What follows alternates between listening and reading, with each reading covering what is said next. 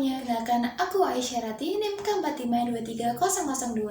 Di sini menjelaskan terkait pengamatan masalah lingkungan yang ada di sekitarku yang berjudul Strategi Pengelolaan Lahan Tanah Akibat Erosi dengan Pendekatan Kearifan Lokal di Kawasan Sungai Boksiwalo. Sebelum kita belajar lebih dalam terkait pengamatan, pasti kalian sudah tidak asingkan dengan istilah erosi?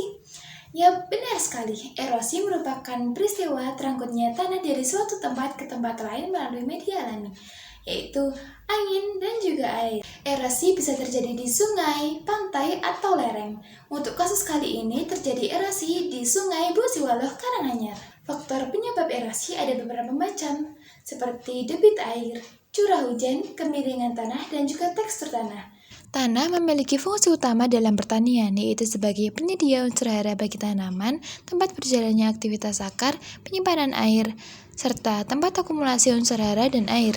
Jika fungsi ini telah turun atau hilang, maka akan terjadi kerusakan atau degradasi tanah. Berikut merupakan baku mutu tanah menurut KLHK.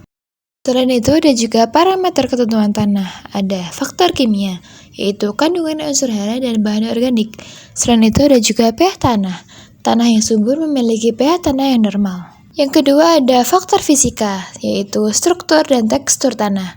Selain itu ada juga kapasitas menyerap air atau infiltrasi. Yang ketiga ada faktor biologi, yaitu vegetasi dan kehidupan mikroorganisme serta keanekaragaman hayati berupa flora dan fauna. Yang keempat ada faktor lahan berupa kemiringan lahan dan juga penggunaan lahan.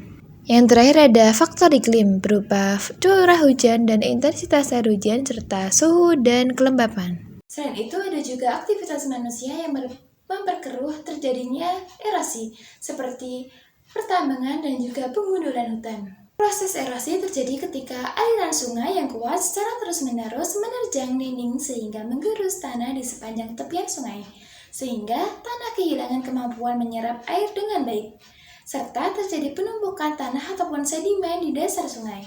Dengan ini, bisa juga terjadi tanah longsor yang membahayakan warga.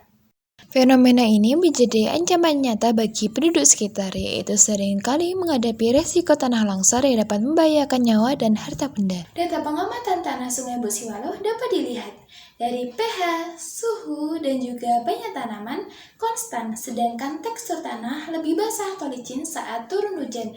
Yang ini menandakan terangkutnya tanah ke dalam air sungai.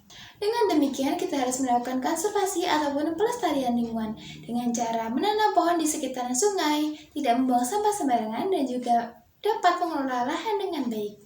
Sehingga terjadilah lingkungan sungai yang sehat, bersih, dan aman untuk semua. Sekian, terima kasih.